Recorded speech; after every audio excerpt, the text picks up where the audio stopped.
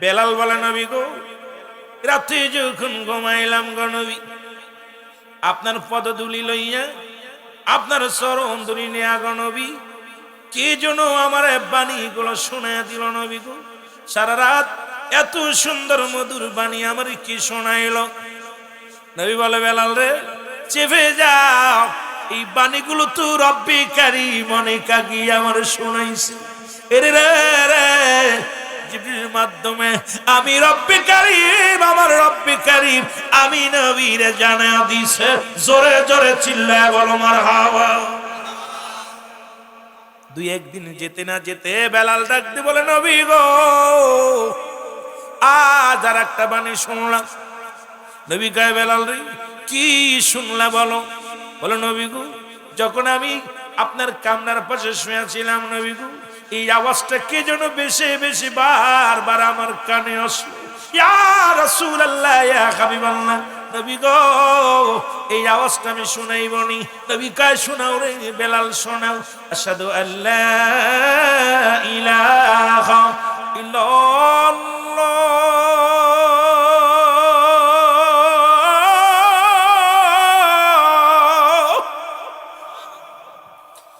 আশহাদু আল্লা ইলাহা ইল্লাল্লাহ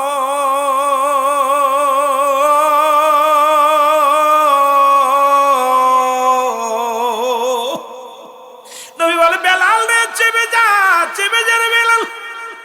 বলে নবী গো, এত সুন্দর বাণী এগুলো আপনার আমি শোনাইলাম। নবী কয় বেলাল রে, চেপে যা, মনে মনে রাখ বেলাল রে, মনে রাখ। এবার কয়েকদিন পরে বেলাল আবার বলে নবী গো, আরো কিছু বাক্য কে যেন আমার শোনাইলো। আজকে যে আপনার কামরার পাশে আমি সারা রাত জেগে জেগে কাটাইলাম নবী, এই বাণীগুলো আমার কে শোনাইলো। নবী কয় কি বাণী রে, একটু বল। বলে আশহাদু আন্না মুহাম্মাদুর রাসূলুল্লাহ,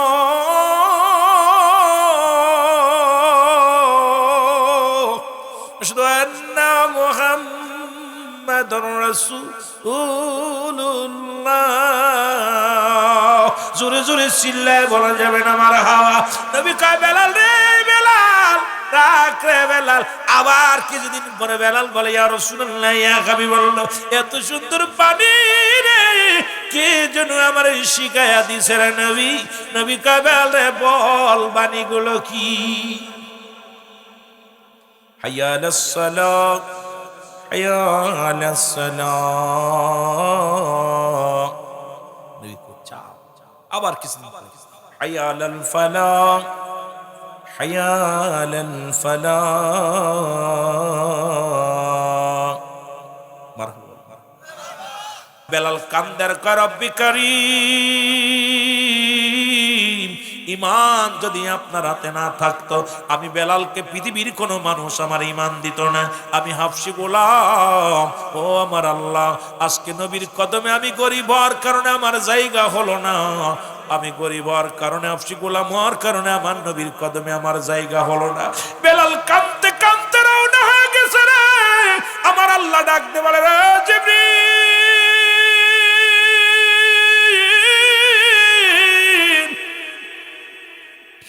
যাও যাও আমার নবীর কদমের মধ্যে যাও রে। আমার নবীরে যা বলো, আমার হুতবা লাগবে না, সাইবা লাগবে না, আবু সুফিয়ান লাগবে না, আবু লাহাব লাগবে না। আমার বেলালের চোখের পানি আমার কাছে বড় দামি। আমার নবীরে যায় ডাক দে বলো, সেজন্য বেলালকে ডাক দে তাড়াতাড়ি নিয়ে আসে। জিবরিল আমিন নবীরে ডাক দে বলি, ইয়া রাসূলুল্লাহ, ইয়া হাবিবাল্লাহ, আল্লাহ পাক আমারে পাঠাইছি, তাড়াতাড়ি আপনি বেলালকে ডাকেন। বেলাল আপনার কদম থেকে বাইর হয়ে গেলে স্ট্রোক করে মারা যাবে, হার্ট ফেল করে মারা যাবে। নবী গো, বেলাল আমার আল্লাহ পাক আমারে জানা দিছে গো, এই পৃথিবীর মধ্যে উতবা সাইবা আবু জেহেল আবু সুফিয়ান কারণ লাগবে না। আল্লাহ পাক বেলালের চোখের পানি কবুল করে নিছে। সুতরাং বেলালকে আমার আল্লাহ ভালোবেসে ফেলেছে। ইয়া রাসূলুল্লাহ, ইয়া হাবিবাল্লাহ, আমার নবী ডাক দিয়ে বলে বেলাল। বেলালের কান্না বেড়ে গেল। আমার যুবক বন্ধুরা, আমার সন্তানকে গালি দিয়া পর আবার যদি সন্তানকে ডাক দেন, দেখবেন তার কান্নার দ্বিগুণ বেড়ে যায়, অভিমান বেড়ে যায়। বাবারে, বেলালের অভিমান বেড়ে গেছে, বেলাল কান্দে আর বলে, নবী গো, হায়াত যদি মানুষের হাতে থাকতো, আমি বেলালকে দুনিয়ার কোনো মানুষ হায়াত দিত না। ইয়া রাসূলুল্লাহ, ইয়া হাবিবাল্লাহ, ঈমান যদি কোনো মানুষের হাতে থাকতো, আমার মতো গোলাম, হাফসি গোলাম রে পৃথিবীর কোনো মানুষ ঈমান দিত না। ইয়া রাসূলুল্লাহ, ইয়া হাবিবাল্লাহ, নবী গো, আমার নবী ডাক দে বলে, বেলাল রে আয় আয় আয়, আমার কদমের মধ্যে আয়। আমি নবী কথা দিলাম রে, যতদিন পর্যন্ত তুই এই জমিনের মধ্যে থাকবি রে বেলাল, ততদিন পর্যন্ত আমার কদম থেকে তোর সরা লাগবে না। জোরে জোরে চিল্লায় বলা যাবে না মারহাবা। সুমাইয়া রে, তুমি নতুন গোলাম আনছো, এই গোলাম তো কেউ কি যেন একটা কবিতা আবৃত্তি করে, বকরিগুলো না খাইয়া ওনার মুখের দিকে তাকায় থাকে, আর এই না এই জমিনের মধ্যে কি যেন একটা কবিতা আবৃত্তি করে, কি যেন একটা গান গায়। বেলালকে ডেকে আনা হলো। উমাইয়া ডাকতে বলে, বেলাল, তুমি নাকি নতুন কি কবিতা আবৃত্তি করেছো রে বেলাল? হুজুর, না কোনো কবিতা না, আমি জানতে চাই আপনার মালিককে। কেন রে, আমার মালিককে হবে? আপনার রবকে, আপনাকে কে খাওয়ায়? কেন রে তুই জিজ্ঞেস? সবকিছুর মালিক তো আমি। বেলালকে ডাকতে বলে, বেলাল, ও বেলাল, তোমার মালিককে? আমার মালিক আমার আল্লাহ। বেলাল কয়, না। বেলাল যখন বললেন আমার মালিক আমার আল্লাহ, ওমায় কয়, না না, তোমার মালিক আমি, তোমার খাওয়াই আমি, পরে আমি, সবকিছুর মালিক আমি। বেলাল বলে, না না গো, এই দুনিয়ার সব কিছুর মালিক আমার আল্লাহ, আবার সবকিছু চূর্ণ বিচ্ছিন্ন করে দিবে আমার আল্লাহ। ও মুসলমান, গভীর মনোযোগ দিলের কান্ডা লাগা শুনে নাও। এই বেলাল এবার কালেমা পড়লেন, উচ্চ যে কালেমা পড়লেন। এবার বেলালের উপরে মানসিক নির্যাতন, বেলালকে খানা বন্ধ করে দেয়া হলো। বেলালের খানা বন্ধ হয়ে গেল, বেলালের জবান থেকে কালেমা সরাতে পারে নাই। বেলালকে সামরিক ভাবে কষ্ট দেওয়া শুরু হয়ে গেল।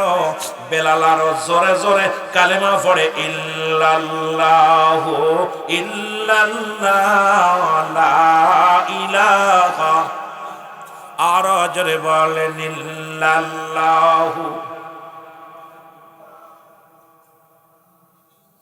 উমাইয়ার কাছে খবর আছে, উমাইয়া রে,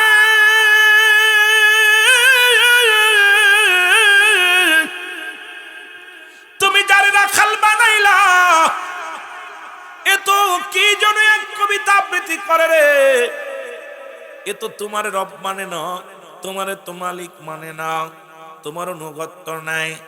এদের আরো জোরে খানা বন্ধ হয়ে গেছে, কিন্তু স্পিরিট বাড়ছে। আর মুসলমান, এত স্পিরিট বাড়ছে, আওয়াজ দিয়ে জোরে জোরে কালেমা পড়ে আমার যুবক বাবারা আমার। বেলালের গায়ের উপরে আঘাত শুরু হয়ে গেল, বেলালকে নির্যাতন করা শুরু হয়ে গেল। বেলালকে মারতে মারতে মরু প্রান্তরে ফেলে দেওয়া হলো। উত্তপ্ত বালুর উপর দিয়ে বেলালকে টানা হলো। বেলালের মুসলমান শুনে নাও, হাত পায়ের মধ্যে রশি দিয়া বেলালকে মরু প্রান্তরে ফেলে রাখা হলো। বেলালের বুকের উপরে পাথর চাপা দেওয়া হলো। বেলাল শুধু কান্দার বলে, কালেমার মালাটা যত পারো যন্ত্রণা দাও গো তুমি, বলো যত পারো। বাবারে তাড়াতাড়ি বলেন, কালেমার মালাটা পড়ছি আমি, যত পারো যন্ত্রণা দাও গো তুমি, বলো যত পারো। মানি না মানি না হর যে মানি না, মানি না মানি না হর যে মানি না, হায়াত মৌতের মালিক তুমি, কালেমার মালাটা পড়ছি আমি, যত পারো যন্ত্রণা দাও গো তুমি, বলো যত পারো। এ রহিম,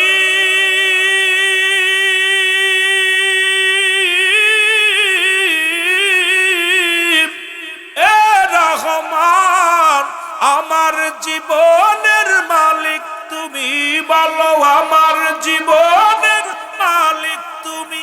এই কালেমার মালাটা পড়ছি আমি, যত পারো যন্ত্রণা দাও গো তুমি, বলো যত পারো।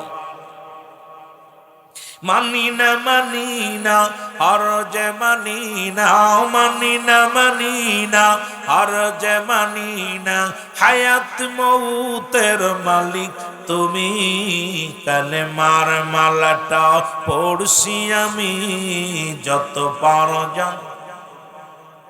এ আমার ভাইরা, আমার বন্ধুরা, আমার এত জ্বালাতন দিতে লাগলো। এই রকম যদি আমাদের ঈমান আনা লাগতো গো, আমার মন বলে এই সমাজের মধ্যে এই দাড়িওয়ালা টুপিওয়ালাদের পা যেত না, কালেমা পড়া মানুষগুলো পা যেত না।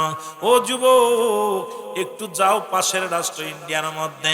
আজকে আমার ভাই ইন্ডিয়া থেকে আসছে, ইন্ডিয়ার খবর যদি জানতাম, ওরে মসজিদগুলো ভেঙে দিছে রে মুসলমান। ওই মসজিদের মধ্যে শুধু তাই নয়, রাস্তায় নামাজ পড়ার অপরাধে খুন করা হয়েছে মুসলমান। গরুর গোশত বিক্রি করার জন্য দোকান পাচার পুড়িয়ে মানুষকে হত্যা করা হয়েছে। গরুর গোশত খাওয়ার অপরাধে চিরতরে বিদায় করে দিছে মুসলমানদের।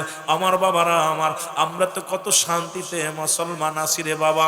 আমরা যে কত শান্তির মধ্যে রব্বে কারিম রাখছে, এই রব্বে কারিমের শুকরিয়া আদায় করে শেষ করা সম্ভব নয়। ও মুসলমান, বেলাল কান্দে রে।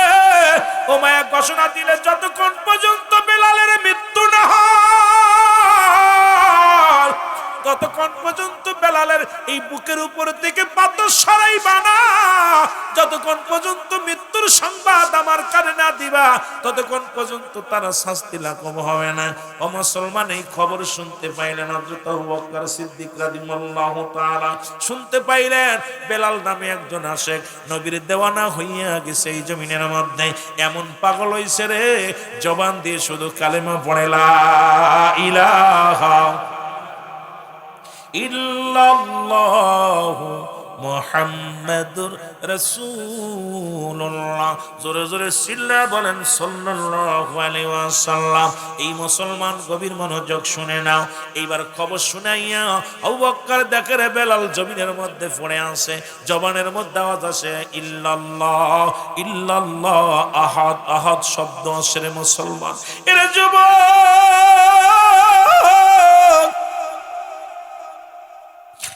আরে সোনার বেলাল রে, এই জমিনের মধ্যে পড়ে আছে রে।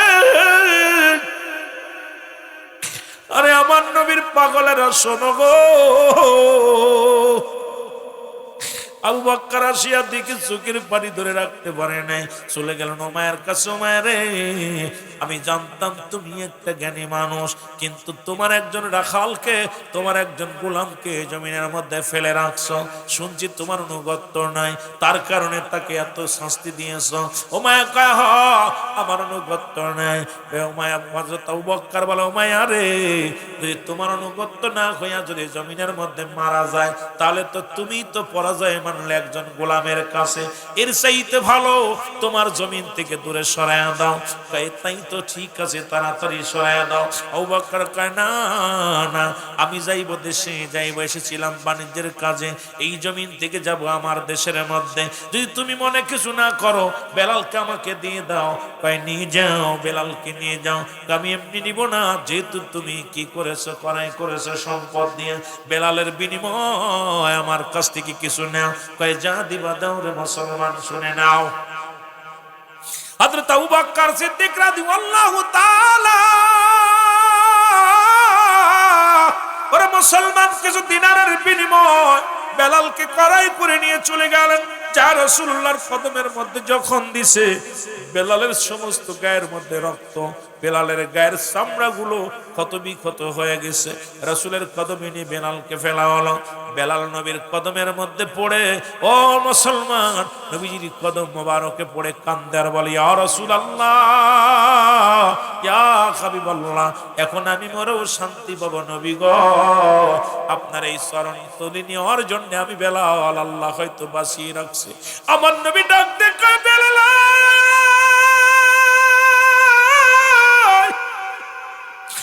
আইরে আমার বুকের মধ্যে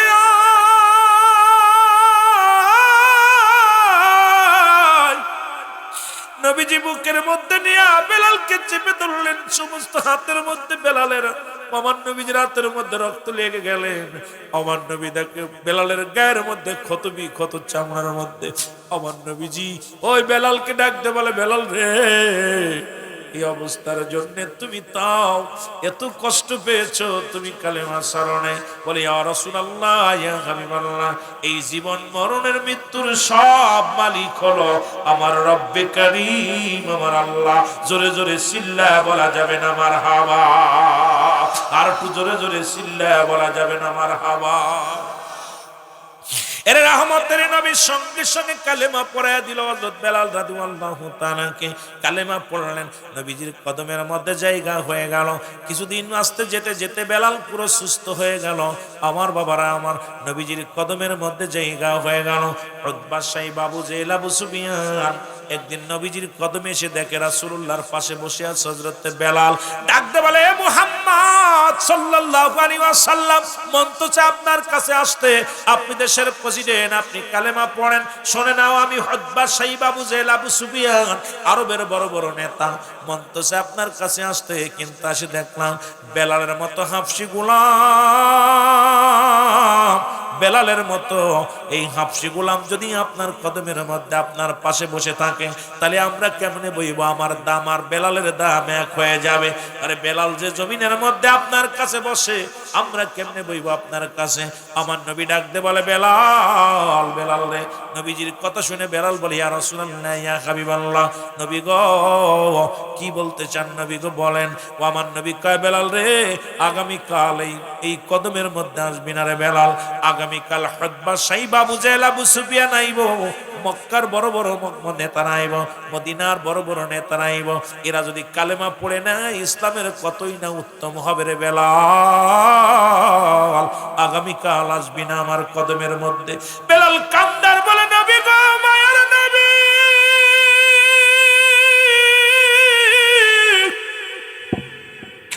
পৃথিবীর সব ছেড়ে দিতে পারি, আপনার কদম মুবারক ছাড়তে পারি না নবী গো।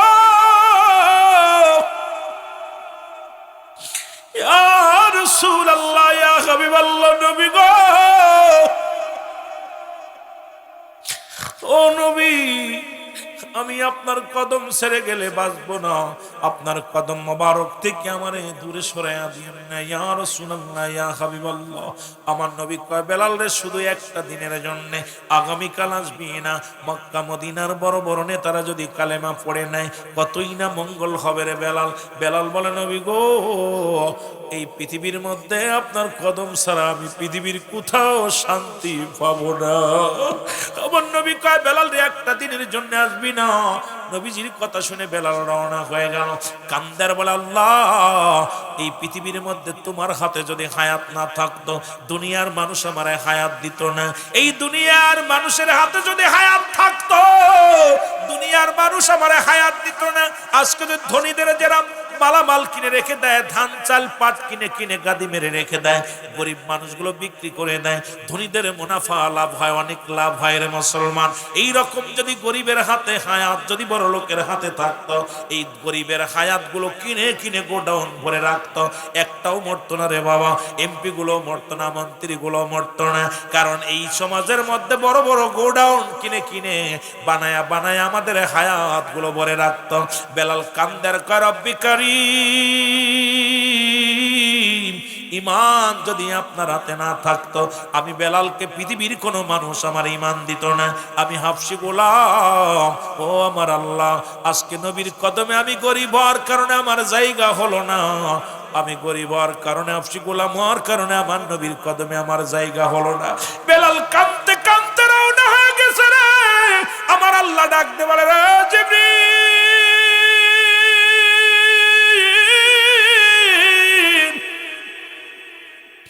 যাও যাও, আমার নবীর কদমের মধ্যে যাও রে।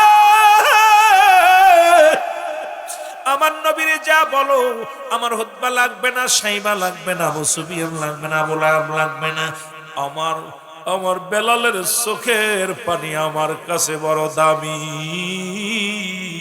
আমার নবীরে যায় ডাক দে বলো, সেজন্য বেলালকে ডাক দে তাড়াতাড়ি নিয়ে আসে। জিবরিল আমিন নবীরে ডাক দে বলি, ইয়া রাসূলুল্লাহ, ইয়া হাবিবাল্লাহ, আল্লাহ পাক আমারে পাঠাইছি, তাড়াতাড়ি আপনি বেলালকে ডাকেন। বেলাল আপনার কদম থেকে বাইর হয়ে গেলে স্ট্রোক করে মারা যাবে, হার্ট ফেল করে মারা যাবে। নবী গো, বেলাল আমার আল্লাহ পাক আমারে জানা দিছে গো, এই পৃথিবীর মধ্যে উতবা সাইবা আবু জেহেল আবু সুফিয়ান কারণ লাগবে না। আল্লাহ পাক বেলালের চোখের পানি কবুল করে নিছে, সুতরাং বেলালকে আমার আল্লাহ ভালোবেসে ফেলেছে। ইয়া রাসূলুল্লাহ, ইয়া হাবিবাল্লাহ, আমার নবী ডাক দিয়ে বলে, বেলাল। বেলালের কান্না বেড়ে গেল। আমার যুবক বন্ধুরা, আমার সন্তানকে গালি দিয়া পর আবার যদি সন্তানকে ডাক দেন, দেখবেন তার কান্নারও দ্বিগুণ বেড়ে যায়, অভিমান বেড়ে যায়। বাবারে, বেলালের অভিমান বেড়ে গেছে, বেলাল কান্দে আর বলে, নবী গো, হায়াত যদি মানুষের হাতে থাকতো, আমি বেলালকে দুনিয়ার কোনো মানুষ হায়াত দিত না। ইয়া রাসূলুল্লাহ, ইয়া হাবিবাল্লাহ, ঈমান যদি কোনো মানুষের হাতে থাকতো, আমার মতো গোলাম, হাফসি গোলাম রে পৃথিবীর কোনো মানুষ ঈমান দিত না। ইয়া রাসূলুল্লাহ, ইয়া হাবিবাল্লাহ, নবী গো, আমার নবী ডাক দিয়ে বলে, বেলাল রে, আয় আয় আয় আমার কদমের মধ্যে আয়। আমি নবী কথা দিলাম রে, যতদিন পর্যন্ত তুই এই জমিনের মধ্যে থাকবি রে বেলাল, ততদিন পর্যন্ত আমার কদম থেকে তোর সরা লাগবে না। জোরে জোরে চিল্লায় বলা যাবে না মারহাবা। নবী প্রেম সুধা পান রসবে মনবে দনা যাত না জুর।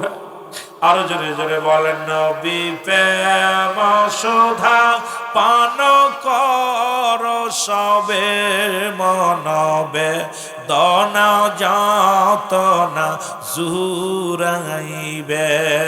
খোদা তত পাবে দরলাভ হবে, নবী পদবিনে বাব সবই মিশে, নবী পদবিনে বাব সবই মিশে।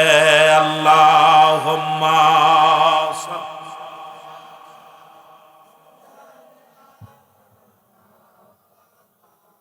আরো জোরে বলেন, আলায়া।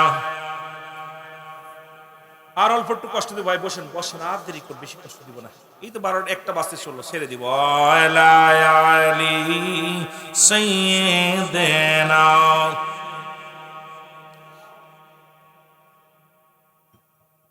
ইশকের গভীর তথ্য যদি রে জানিতে চাও,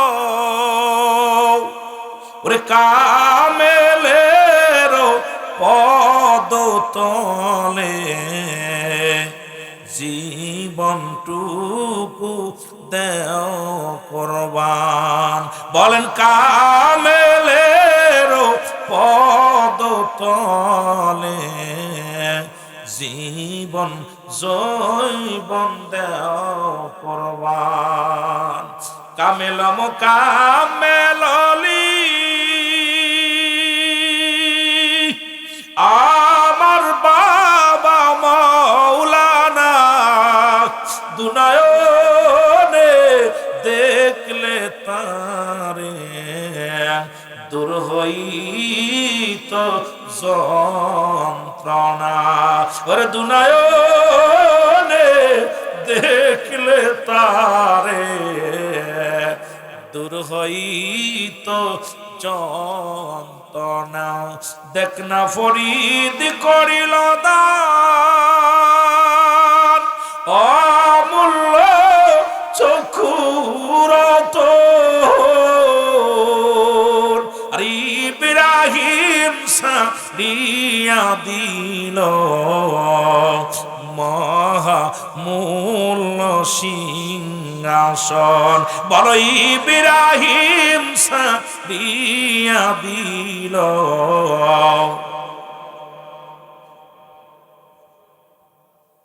আহা, এ যুবকেরা গভীর মনোযোগ। মন চায় ওদিকেও যেতে, মন চায় দিকে যেতে, কোন দিকে যাব রে যুবক? রহমতের নবী রাহমাতাল লিল আলামিন ডাক দে কয়, বেলাল রে, আজ থেকে আমার কদমের মধ্যে তোর জায়গা ফাঁকা হয়ে গেল। অনেক দিন নবীজির কদমের মধ্যে থাকলেন। হঠাৎ একদিন বেলাল ডাক দে বলে, ইয়া রাসূলুল্লাহ, ইয়া হাবিবাল্লাহ, আজকে রাতে আমি স্বপ্নে দেখলাম নবী গো, কে যেন আমারে জানায়া দেয় নবী গো, আমি শুনতে পারলাম। নবী কয়, বেলাল রে, কি আওয়াজ শুনলা? বলে, নবী গো, আল্লাহু আকবার, আল্লাহু আকবার, আল্লাহু আকবার,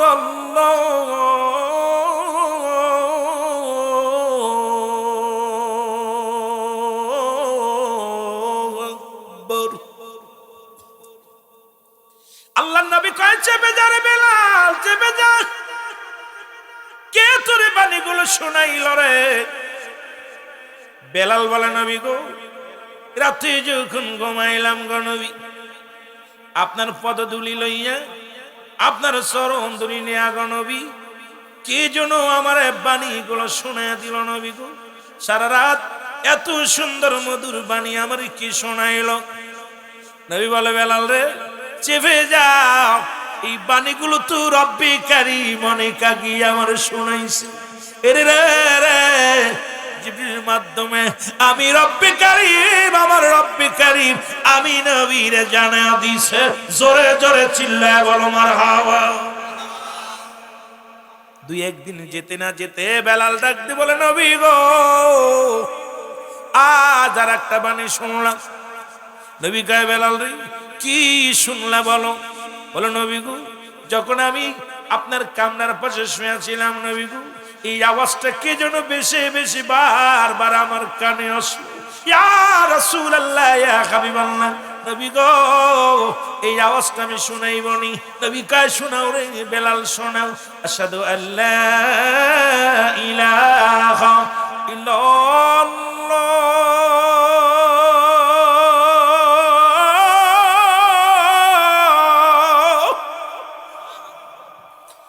আশহাদু আল্লা ইলাহা ইল্লাল্লাহ,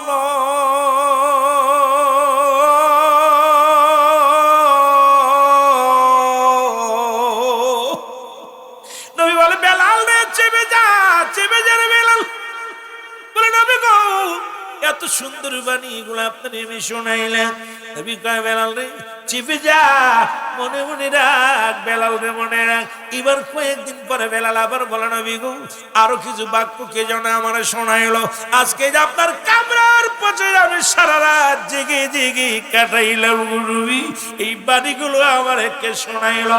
নবী কয়, কি বাণী রে, একটু বল।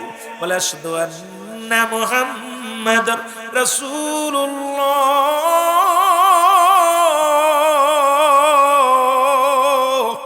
আশহাদু আন্না মুহাম্মাদুর রাসূলুল্লাহ। জোরে জোরে চিল্লায় বলা যাবে না মারহাবা। নবী কয়, বেলাল রে, বেলাল রাখ রে বেলাল। আবার কিছুদিন পরে বেলাল বলে, ইয়া রাসূলুল্লাহ, ইয়া হাবিবাল্লাহ, এত সুন্দর বাণী রে, কে যেন আমার শিখায়া দিছে রে নবী। নবী কয়, বেলাল রে, বল বাণীগুলো কি? হাইয়া আলাস সালাহ, হাইয়া আলাস সালাহ। নবী কয়, চাও। আবার কিছুদিন পরে, হাইয়া আলাল ফালাহ, হাইয়া আলাল ফালাহ।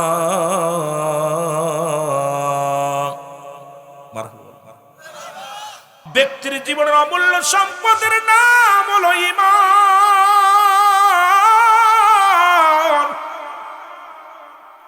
মানব জীবনের অমূল্য সম্পদের নাম হলো ঈমান, আর ব্যক্তির জীবনের অমূল্য সম্পদের নাম রূহ। এই রূহবিহীন যেমন বডির কোনো মূল্য নাই। বাবারে, ও যে আমার ভাই, ও মুসলমান উসমান হাদি দুনিয়া থেকে বিদায় হয়ে গেল। রুহটা যত বন্ত ছিল, বাংলাদেশে হসপিটালে দৌড়াইতে দৌড়াইয়া বিদেশের মাটিতে নিয়ে যাওয়া হলো। রব্বে কারীম তারে দুনিয়া থেকে বিদায় করে দিল। আমার ভাই আর দুনিয়ার মধ্যে নাই, আমার ভাই আর নাই। এরে মুসলমান, পরীক্ষাটা দেখতে সুন্দর, রুটা না থাকার কারণে কত রাত্রে ঘোষণা হলো হাদি আর দুনিয়ার মধ্যে নাই রে। এই দুনিয়ার মধ্যে নাই,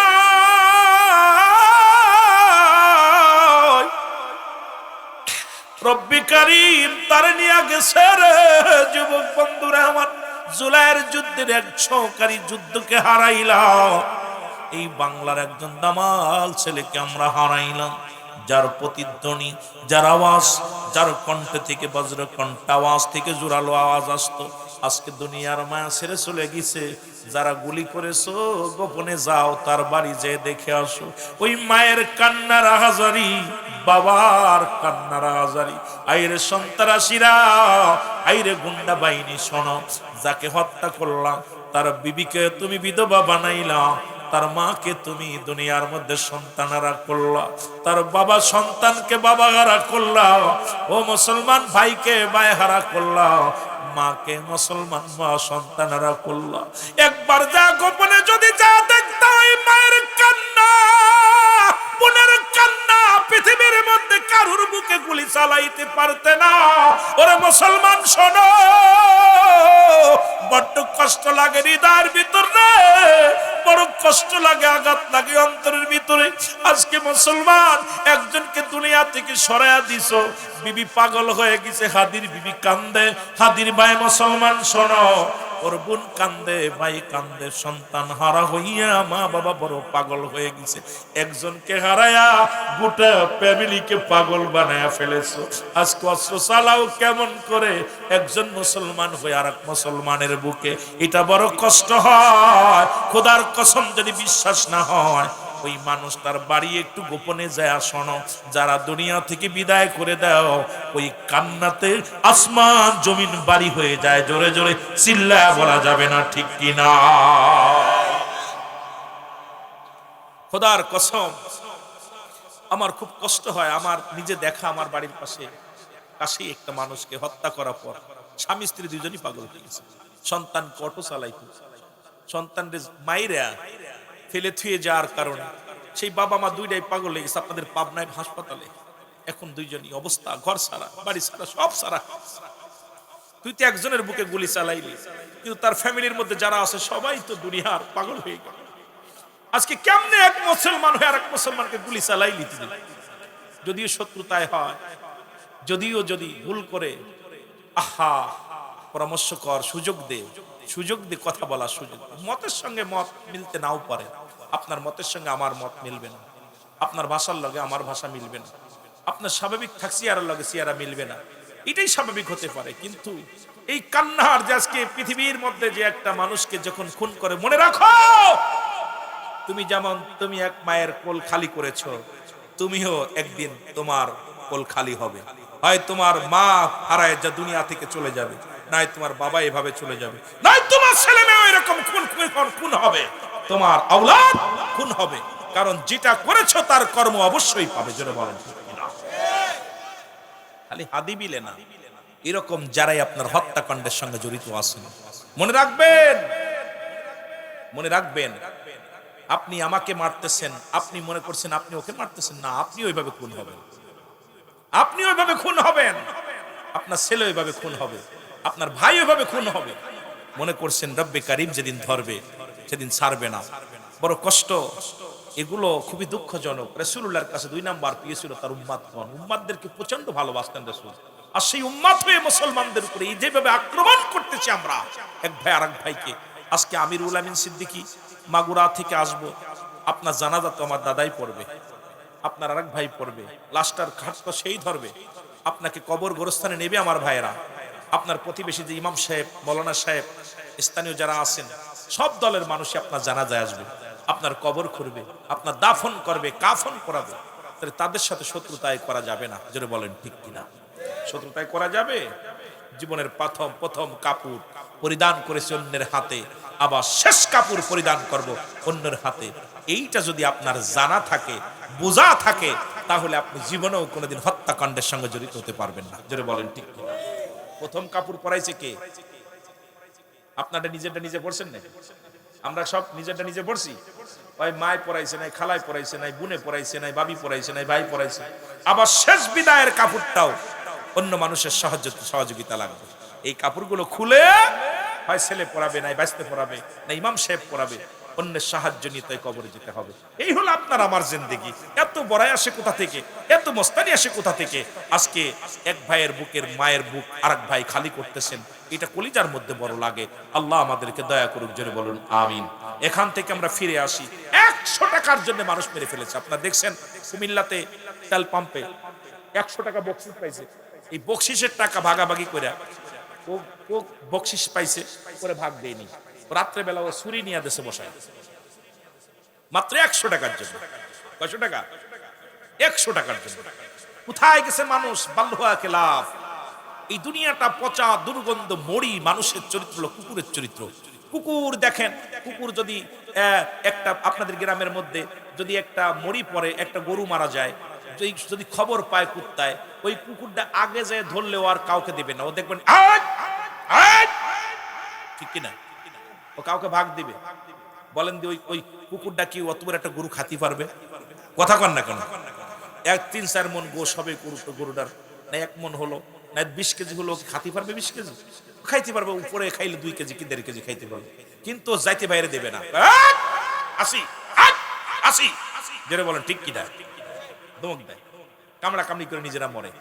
আর কাক, কাক যদি খবর পাইতো যে আপনাদের গ্রামের মধ্যে একটা গরু বা বিড়াল মারা গেছে, কাকের চক্ষু লজ্জা আছে, কা কা করে সব পাবনার কাক গুলো এক জায়গা করে বলে। সাতিয়ার কাক, আপনার এই আপনাদের এলাকার কাক, পাবনার কাক, এরপরে আপনার ওই যে ইসের কি যেন গ্রামটা, জেলার থানার নাম কি, সুজানগর, যত কাক আছে সবগুলো এক জায়গা চলে আইব।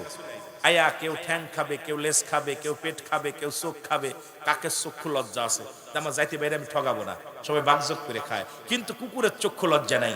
ঠিক শেষ জামানার মানুষের অবস্থায় এরম হবে, এই মানুষগুলো চক্ষু লজ্জা থাকবে না। যে দল যাবে সেই দলে চিন্তা করবো আমি খাবো, অন্যকে দেব না। যে ভাই যাবে, যে তোর এর সাথেও শত্রুতায়, ওর সাথেও শত্রুতায়, এটা তো মুসলমানের আদর্শ হতে পারে না। কারণ আপনি আমাকে বুকে নিবেন, আমি আপনাকে বুকে নিব।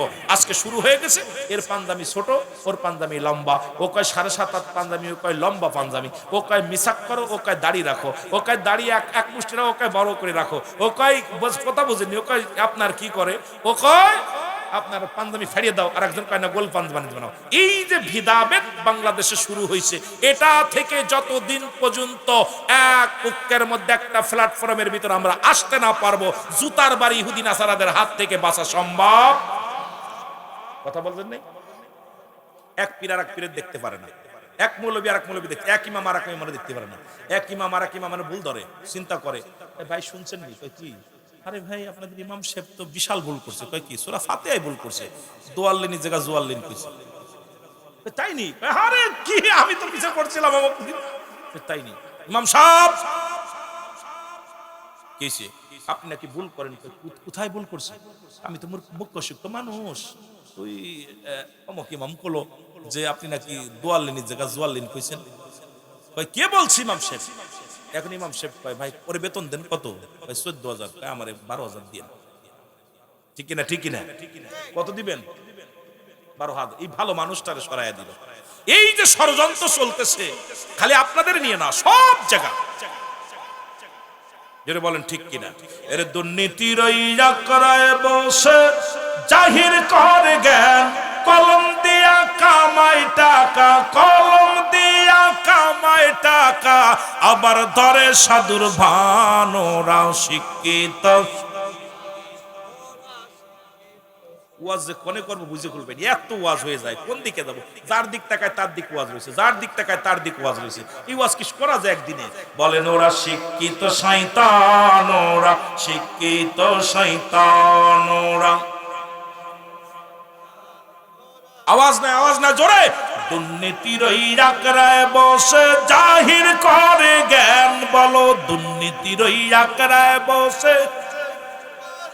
এরে কলম দিয়া কামাই টাকা, কলম দিয়া কামাই টাকা, আবার ধরে সাধুর ভান, ওরা শিক্ষিত।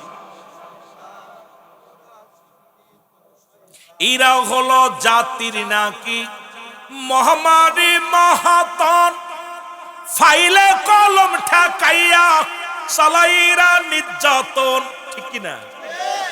টেকনিক জানা আছে।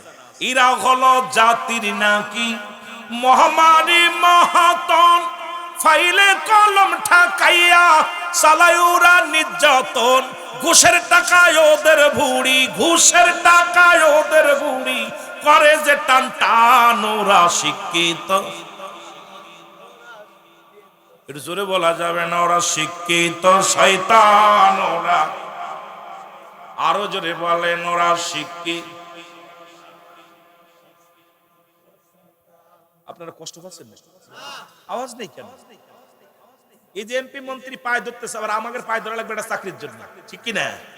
এটা ভোটের জন্য যেমনি পায়ে ধরতেছে, ওদের পা আমাদের পা সুতা ব্যথায় যাবে এটা সই দেওয়ার জন্য। জোরে বলেন ঠিক কিনা?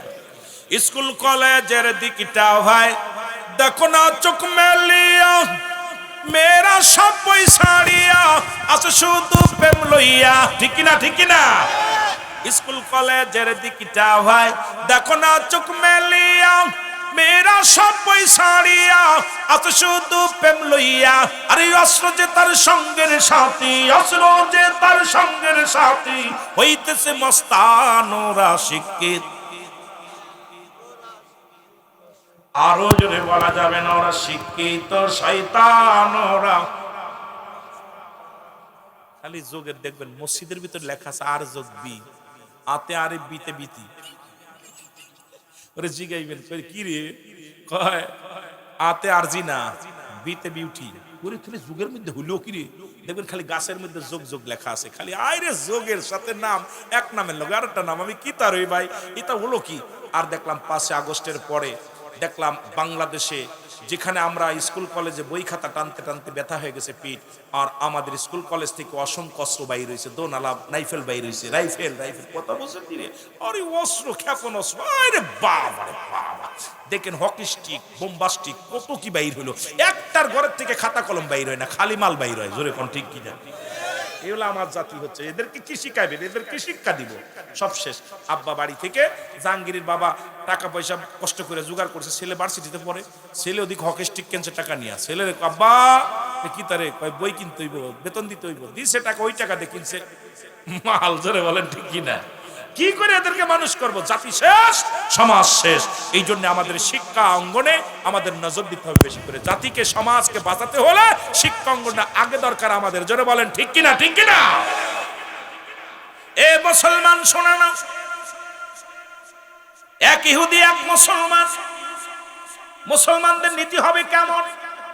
মুসলমানদের আদর্শ হবে কেমন?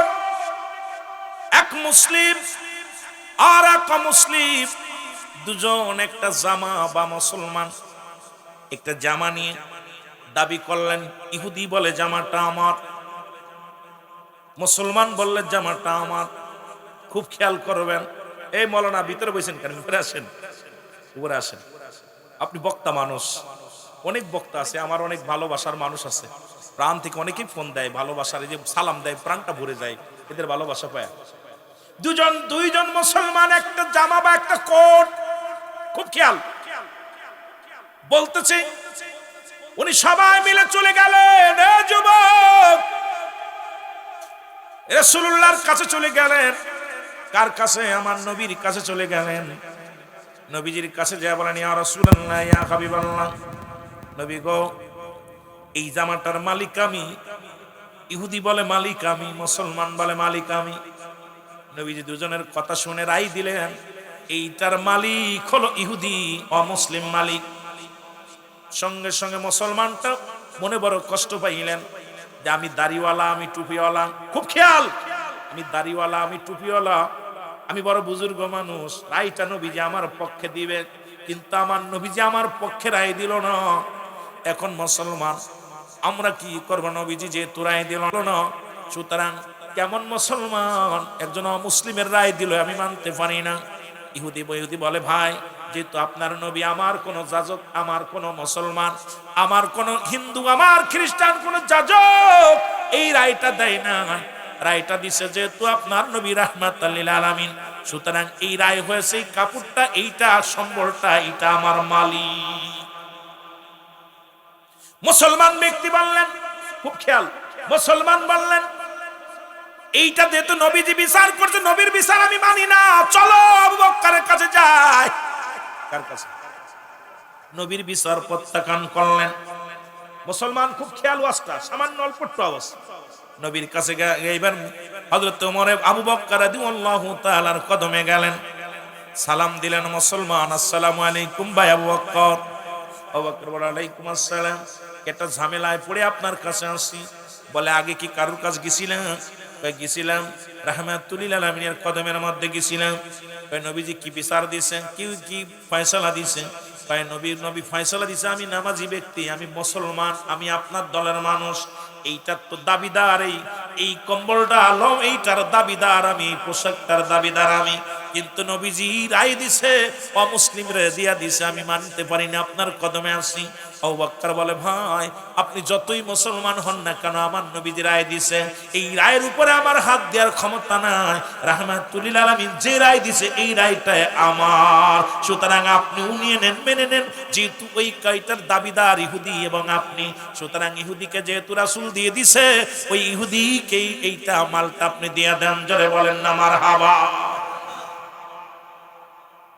এইবার মুসলমান চিন্তা করেন, দাড়িওয়ালা টুপিওয়ালা চিন্তা করেন, কেমন রায়, যে রায় হবে আমার পক্ষে। আমার পক্ষে রায় দিল না নবীজি, আমার পক্ষে রায় দিল না আবু বকর।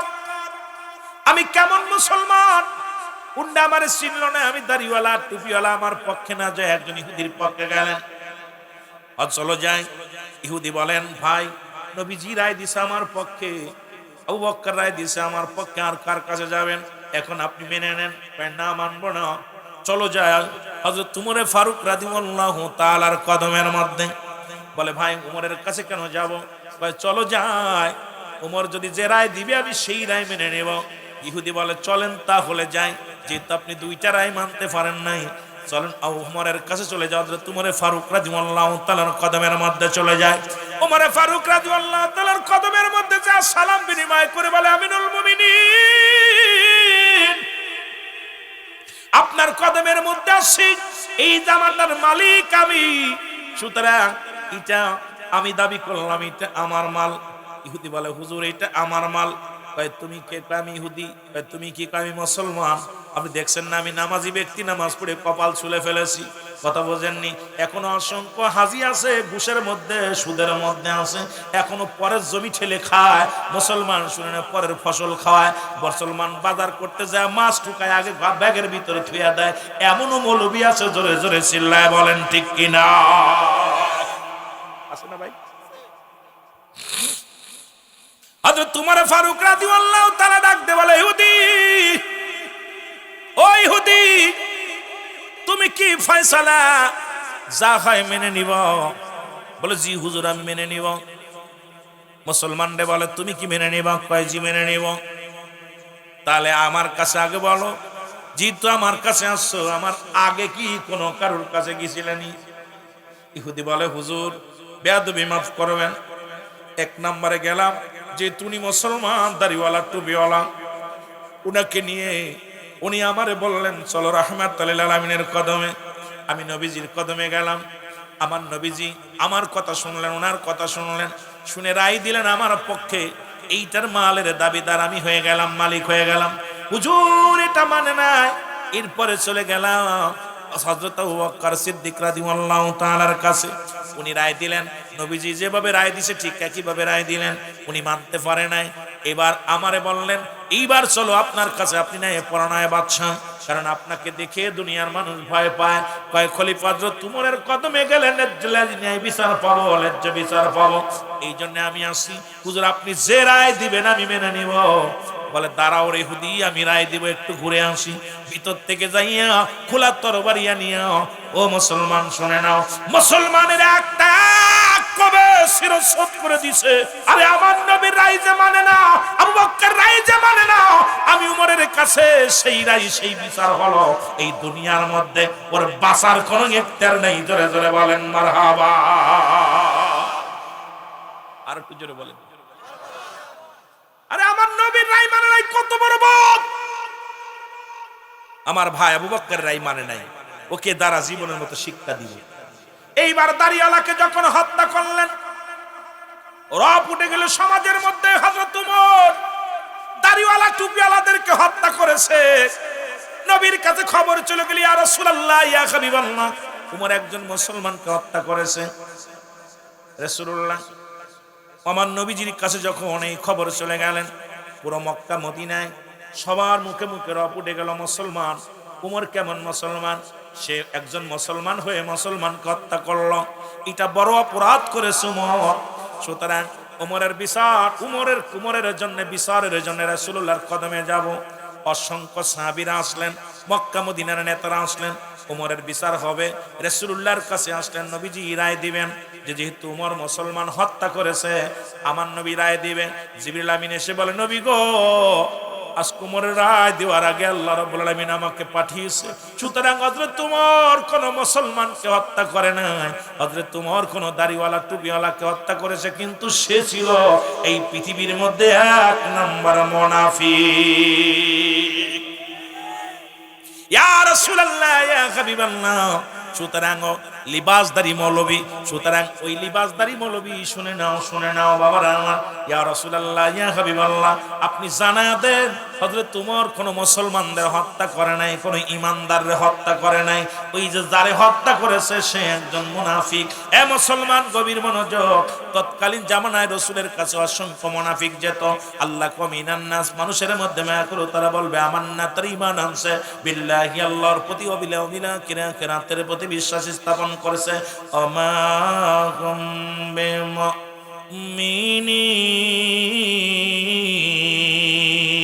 তৎকালীন জামানা মুনাফিক ছিল, অসংখ্য মুনাফিক ছিল। এ মুসলমান শুনে নাও, পৃথিবীর মধ্যে এরকম মুনাফিকের কারণে ইসলামটা আজকে 12টা বাজতে চললো। ধোঁকাবাজ মানুষের মুখে বলে একটা, অন্তরে করে আরেকটা। আজকে ইসলামের দোহাই দিই, মাহফিলে বইয়া বড় বড় কথাগুলো বলি, বড় বড় ফতোয়া দিই, কিন্তু আমার বেলায় 12 আনা শেষ 16 আনা ঠিক আছে, অন্যর বেলায় 4 আনা মুসলমান। এটা মুনাফিকি চরিত্র পরিবর্তন করা লাগবে। জোরে জোরে বলেন ঠিক কিনা? একটু মহব্বতের সঙ্গে দুরূদ শরীফ পড়েন, আল্লাহুম্মা।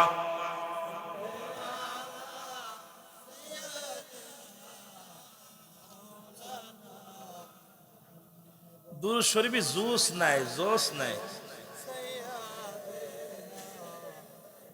ওরে আসবে কবে সুখের একটা দিন গো এলাহি, আসবে কবে সুখের একটা দিন, বলো আসবে কবে, আসবে কবে সুখের এলাহি।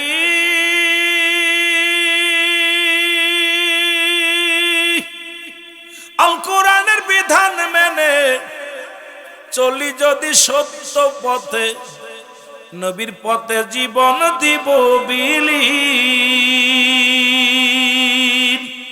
এর নূরে নবীজির বিধান মেনে চলবো যে আমি, ওগো এলাহি, আসবে কবে সুখের একটা দিন, বলো আসবে কবে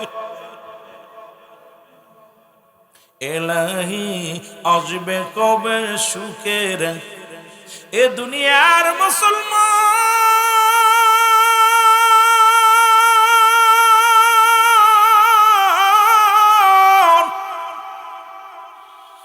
যে কথাগুলো বলে দিলের কান্না লাগা শোনা গো,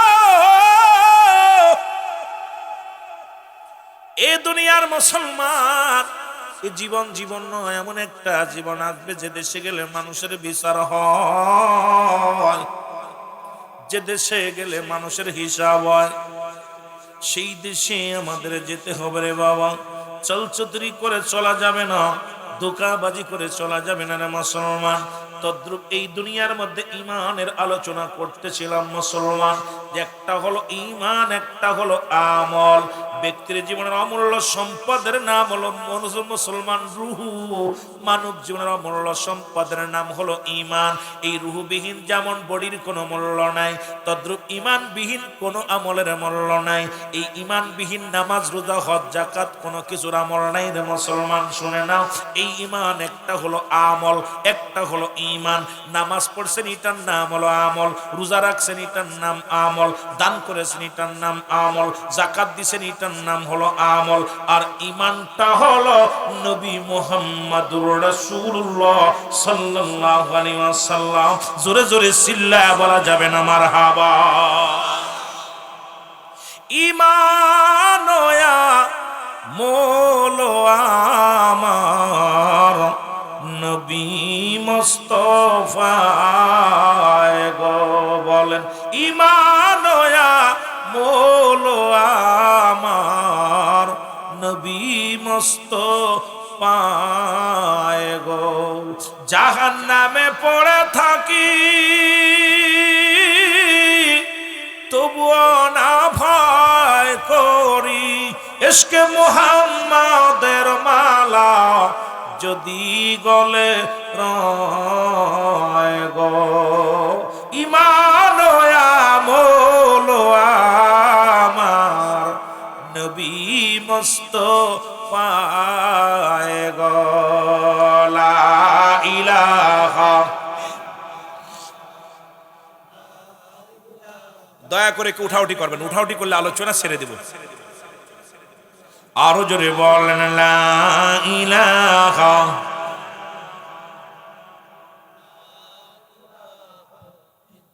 এ দুনিয়ার মুসলমান গভীর মনোযোগ, আর অল্প সময় আমি আপনাদের কষ্ট দিব।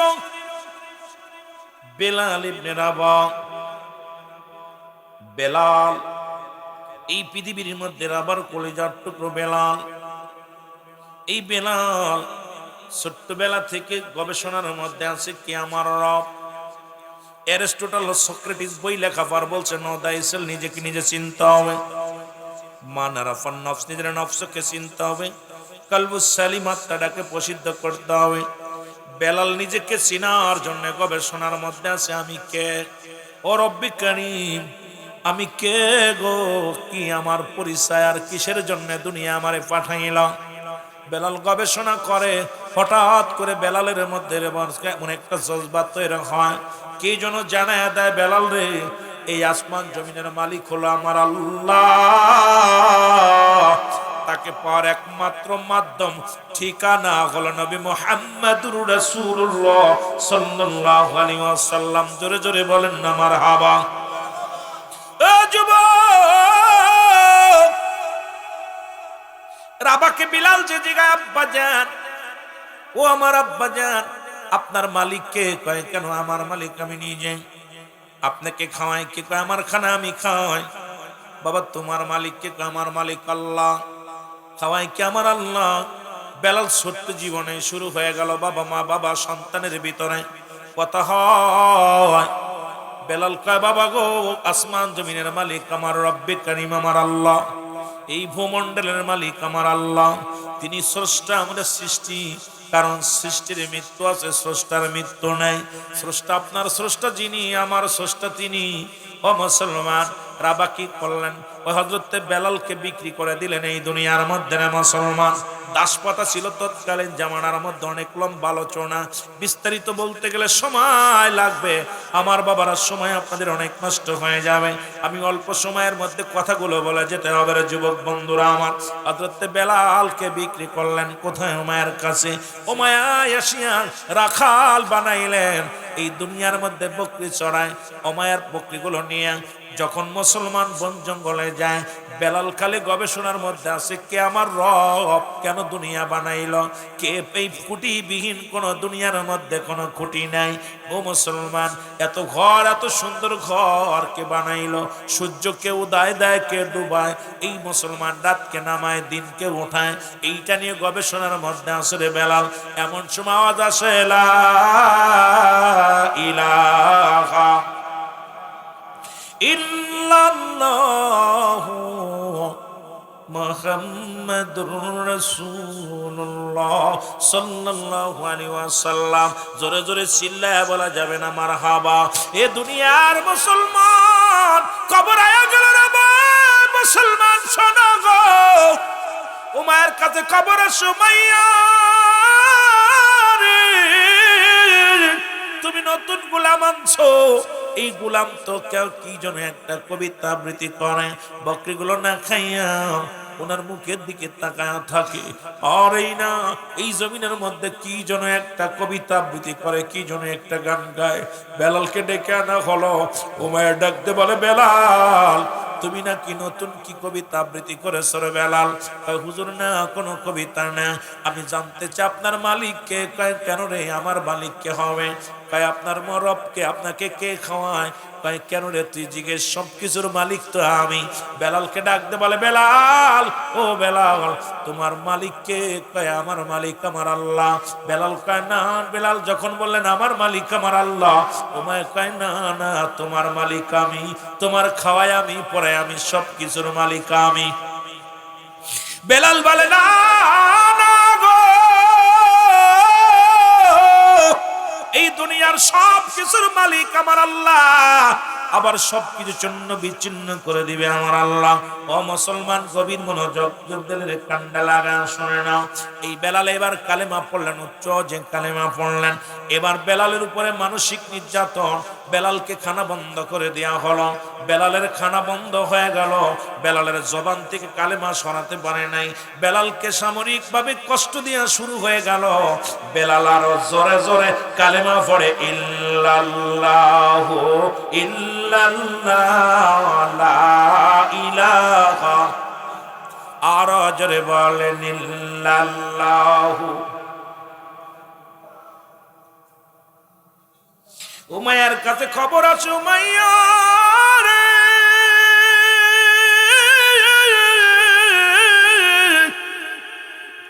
তুমি যারে রাখাল বানাইলা, এ তো কি যেন এক কবিতা আবৃত্তি করে রে, এ তো তোমার রব মানে না, তোমারে তো মালিক মানে না, তোমার অনুগত্য নাই। এতে আরো জোরে খানা বন্ধ হয়ে গেছে, কিন্তু স্পিরিট বাড়ছে। আর মুসলমান, এত স্পিরিট বাড়ছে, আওয়াজ দিয়ে জোরে জোরে কালেমা পড়ে আমার যুবক বাবারা আমার। বেলালের গায়ের উপরে আঘাত শুরু হয়ে গেল, বেলালকে নির্যাতন করা শুরু হয়ে গেল। বেলালকে মারতে মারতে মরু প্রান্তরে ফেলে দেওয়া হলো। উত্তপ্ত বালুর উপর দিয়ে বেলালকে টানা হলো। বেলালের মুসলমান শুনে নাও, হাত পায়ের মধ্যে রশি দিয়া বেলালকে মরু প্রান্তরে ফেলে রাখা হলো। বেলালের বুকের উপরে পাথর চাপা দেওয়া হলো। বেলাল শুধু কান্দারে বলে, কালেমার মালাটা যত পারো যন্ত্রণা দাও গো তুমি, বলো যত পারো। বাবারে তাড়াতাড়ি বলেন, কালেমার মালাটা পড়ছি আমি, যত পারো যন্ত্রণা দাও গো তুমি, বলো যত পারো মানি না মানি না, হর যে মানি না, মানি না মানি না, হর যে মানি না, হায়াত মউতের মালিক তুমি, কালেমার মালাটা পড়ছি আমি, যত পারো যন্ত্রণা দাও গো তুমি, বলো যত পারো। এ রহিম, এ রহমান, আমার জীবনের মালিক তুমি, বলো আমার জীবনের মালিক তুমি। এই কালেমার মালাটা পড়ছি আমি, যত পারো যন্ত্রণা দাও গো তুমি, বলো যত পারো। মানি না মানি না, হর যে মানি না, মানি না মানি না, হর যে মানি না, হায়াত মউতের মালিক তুমি, কালেমার মালাটা পড়ছি আমি, যত পারো এ আমার ভাইরা, আমার বন্ধুরা, আমার এত জ্বালাতন দিতে লাগলো। এই রকম যদি আমাদের ঈমান আনা লাগতো গো, আমার মন বলে এই সমাজের মধ্যে এই দাড়িওয়ালা টুপিওয়ালাদের পা যেত না, কালেমা পড়া মানুষগুলো পা যেত না। ও যুবক, একটু যাও পাশের রাষ্ট্র ইন্ডিয়ার মধ্যে।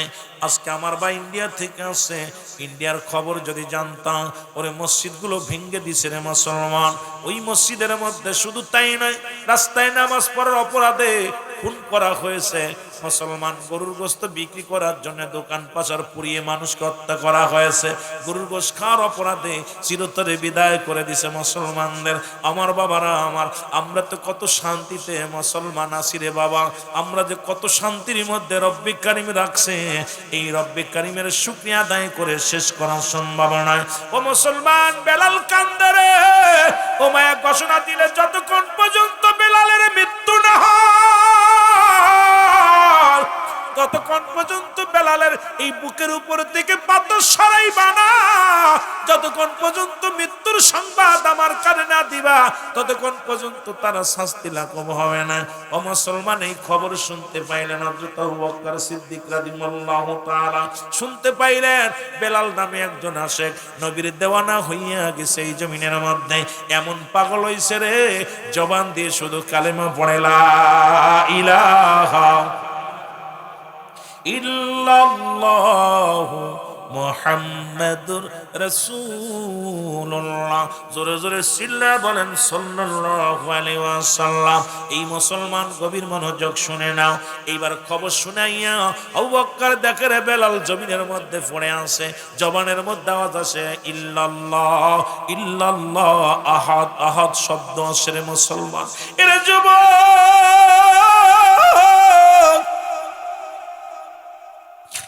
আরে সোনার বেলাল রে, এই জমিনের মধ্যে পড়ে আছে রে।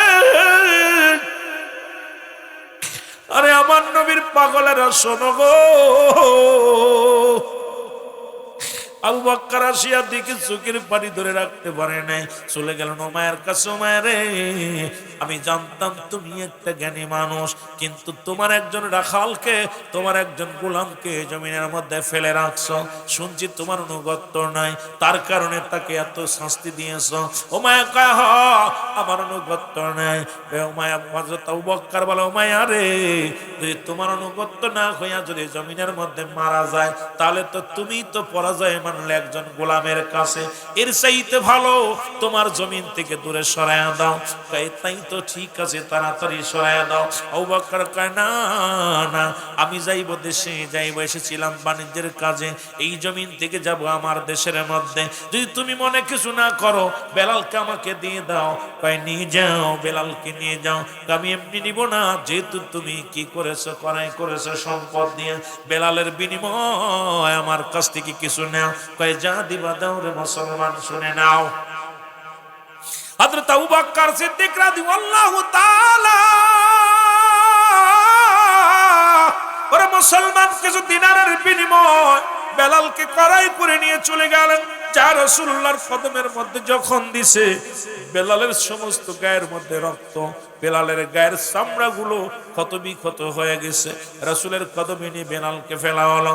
বেলাল নবীর কদমের মধ্যে পড়ে, ও মুসলমান, নবীজির কদম মোবারকে পড়ে কান্দে আর বলে, ইয়া রাসূলুল্লাহ, ইয়া হাবিবাল্লাহ, এখন আমি মরেও শান্তি পাবো নবী গো। আপনার এই চরণ তলি নেওয়ার জন্য আমি বেলাল আল্লাহ হয়তো বাঁচিয়ে রাখছে। আমার নবী ডাক দেখে, বেলাল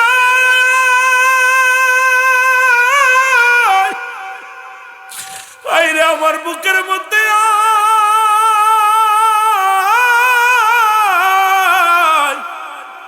নবীজি বুকের মধ্যে নিয়ে বেলালকে চেপে ধরলেন। সমস্ত হাতের মধ্যে বেলালের, আমার নবীজির হাতের মধ্যে রক্ত লেগে গেলেন। আমার নবী দেখে বেলালের গায়ের মধ্যে ক্ষত বিক্ষত চামড়ার মধ্যে।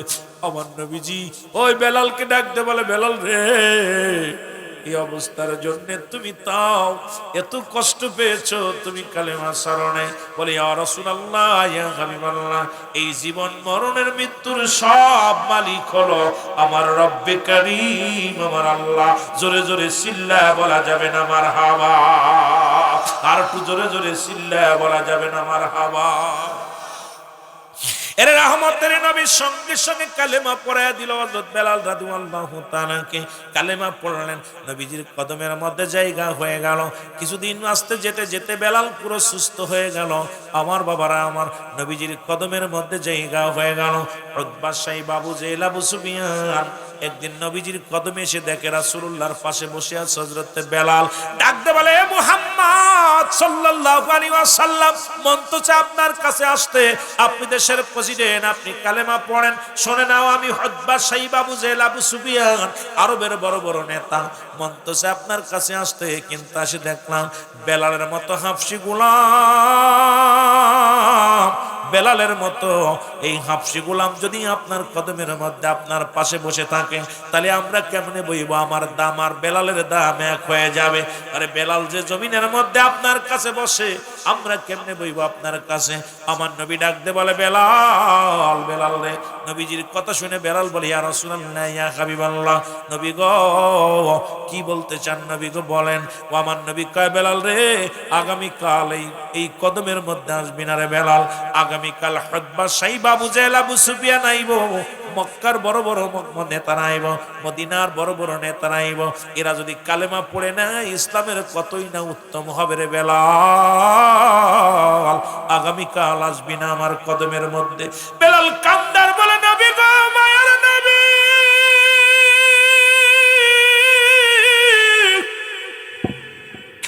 পৃথিবীর সব ছেড়ে দিতে পারি, আপনার কদম মুবারক ছাড়তে পারি না নবী গো। ইয়া রাসূলুল্লাহ, ইয়া হাবিবাল্লাহ, নবী গো, ও নবী, আমি আপনার কদম ছেড়ে গেলে বাঁচবো না, আপনার কদম মোবারক থেকে আমারে দূরে সরাইয়া দিয়েন না ইয়া রাসূলুল্লাহ, ইয়া হাবিবাল্লাহ। আমার নবী কয়, বেলাল রে, শুধু একটা দিনের জন্য আগামীকাল আসবি না। মক্কা মদিনার বড় বড় নেতারা যদি কালেমা পড়ে নেয়, কতই না মঙ্গল হবে রে বেলাল। বেলাল বলে, নবী গো, এই পৃথিবীর মধ্যে আপনার কদম ছাড়া আমি পৃথিবীর কোথাও শান্তি পাবো না। আমার নবী কয়, বেলাল রে, একটা দিনের জন্য আসবি না। নবীজির কথা শুনে বেলাল রওনা হয়ে গেল। কান্দার বলে, আল্লাহ, এই পৃথিবীর মধ্যে তোমার হাতে যদি হায়াত না থাকতো, দুনিয়ার মানুষ আমারে হায়াত দিত না। এই দুনিয়ার মানুষের হাতে যদি হায়াত থাকতো, দুনিয়ার মানুষ আমারে হায়াত দিত না। আজকে যদি ধনীদের যেরকম মালামাল কিনে রেখে দেয়, ধান চাল পাট কিনে কিনে গাদি মেরে রেখে দেয়, গরিব মানুষগুলো বিক্রি করে দেয়, ধনীদের মুনাফা লাভ হয়, অনেক লাভ হয় রে মুসলমান। এই রকম যদি গরিবের হাতে হায়াত যদি বড় লোকের হাতে থাকতো, এই গরিবের হায়াত গুলো কিনে কিনে গোডাউন ভরে রাখতো, একটাও মরতো না রে বাবা। এমপি গুলো মরতো না, মন্ত্রী গুলো মরতো না, কারণ এই সমাজের মধ্যে বড় বড় গোডাউন কিনে কিনে বানায়া বানায়া আমাদের হায়াত গুলো ভরে রাখতো। বেলাল কান্দার কয়, রব্বি কারীম, ইমান যদি আপনার হাতে না থাকতো, আমি বেলালকে পৃথিবীর কোনো মানুষ আমার ইমান দিত না। আমি হাফসি গোলাম, ও আমার আল্লাহ, আজকে নবীর কদমে আমি গরিব হওয়ার কারণে আমার জায়গা হলো না। আমি গরিব হওয়ার কারণে, হাফসি গোলাম হওয়ার কারণে আমার নবীর কদমে আমার জায়গা হলো না। বেলাল কাঁদতে কাঁদতে রওনা হয়ে গেছে রে। আমার আল্লাহ ডাক দে বলে, রে জিবরিল,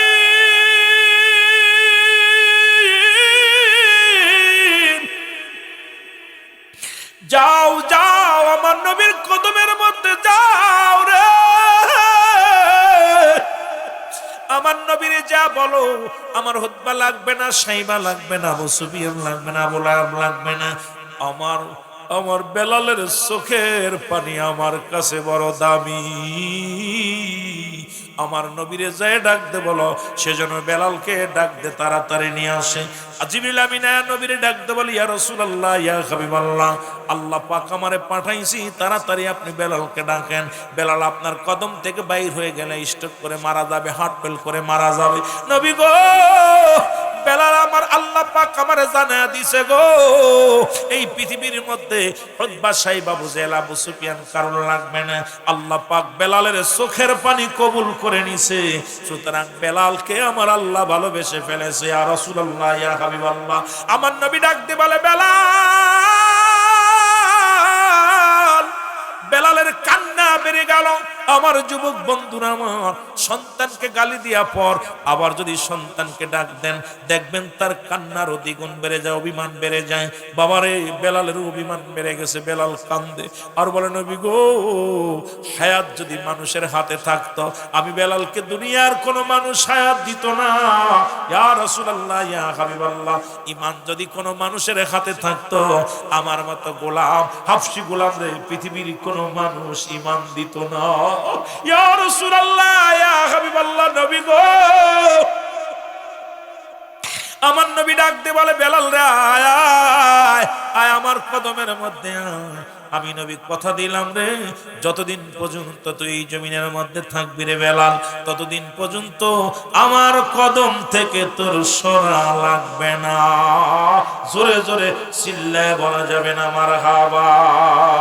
নবী প্রেম সুধা পান রসবে মনবে দনা যাত না জুর। আরো জোরে জোরে বলেন, নবী প্রেম সুধা পান কর সবে মনবে দনা যাত না জুরাইবে। খোদা তত পাবে দরলাভ হবে, নবী পদবিনে বাব সবই মিশে, নবী পদবিনে বাব সবই মিশে। আল্লাহুম্মা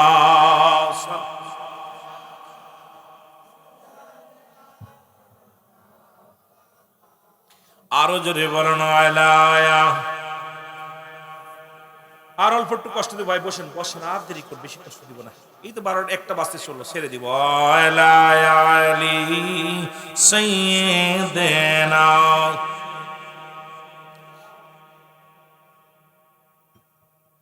ইশকের গভীর তথ্য যদি রে জানিতে চাও, ওরে কামেলের পদতলে জীবনটুকু দেও কোরবান। বলেন, কামেলের পদতলে জীবন জৈবন দেও কোরবান। কামেলম কামেললি আমার বাবা মাওলানা, দুনায়নে দেখলে তারে দূর হইত যন্ত্রণা। ওরে দুনায়নে দেখলে তারে দূর হইত যন্ত্রণা। দেখ না ফরিদ করিল দান, অমূল্য চক্ষুরত ইব্রাহিম সারিয়া দিল মহামূল্য সিংহাসন। বলো, ইব্রাহিম সারিয়া দিল।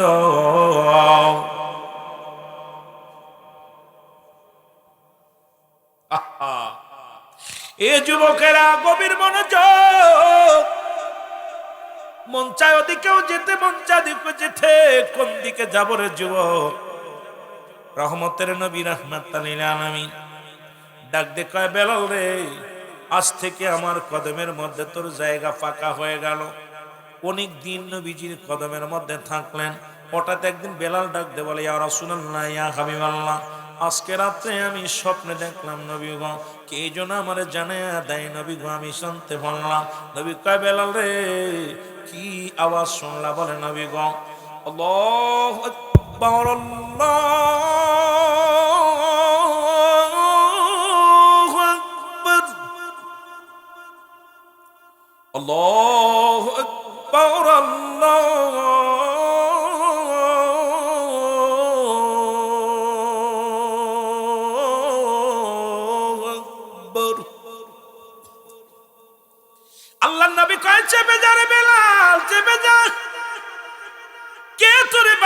শোনাইল রে। বেলাল বলে নবী গো, রাতে যখন ঘুমাইলাম গো নবী, আপনার পদধূলি লইয়া আপনার চরণ ধরি নেয়া গো নবী, কে যেন আমার বাণীগুলো শোনায় দিল নবী গো। সারা রাত এত সুন্দর মধুর বাণী আমার কি শোনাইল। নবী বলে বেলাল রে, চেপে যাও, এই বাণীগুলো তো রব্বে কারীম অনেক আগে আমার শোনাইছে। এরে রে রে, জিবরিলের মাধ্যমে আমি রব্বে কারীম, আমার রব্বে কারীম আমি নবীর জানা দিছে। জোরে জোরে চিল্লায় বলো মারহাবা। দুই একদিন যেতে না যেতে বেলাল ডাকতে বলে নবী গো, আজ আর একটা বাণী শুনলাম।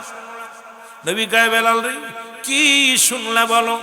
বলো নবী গো, যখন আমি আপনার কামরার পাশে শুয়েছিলাম নবী গো, এই আওয়াজটা কে যেন বেশি বেশি বারবার আমার কানে আসলো। ইয়া রাসূলুল্লাহ, ইয়া হাবিবাল্লাহ, নবী গো এই আওয়াজটা আমি শুনাইবনি। নবী কয় শোনাও রে বেলাল, শোনাও।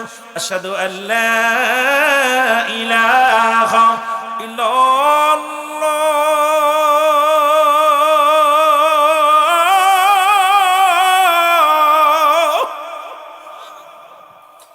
আশহাদু আল্লা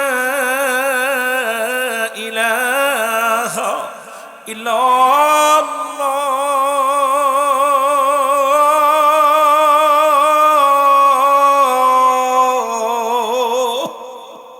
নবী বলে বেলাল রে, চেপে যা, চেপে যা রে বেলাল।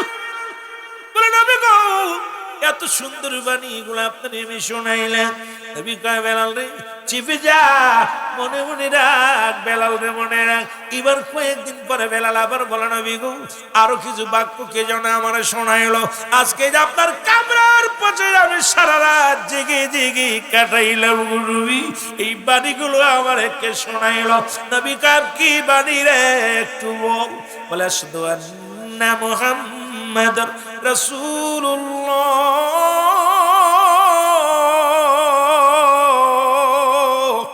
আশহাদু আন্না মুহাম্মাদুর রাসূলুল্লাহ। জোরে জোরে চিল্লায় বলা যাবে না মারহাবা। নবী কয় বেলাল রে, বেলাল রাখ রে বেলাল।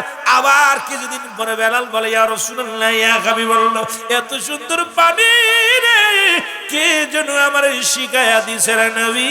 নবী কয় বেলাল রে, বল বাণীগুলো কি। হাইয়া আলাস সালাত, হাইয়া আলাস সালাত। নবী কো চাও। আবার কিছুদিন পরে হাইয়া আলাল ফালাহ, হাইয়া আলাল ফালাহ।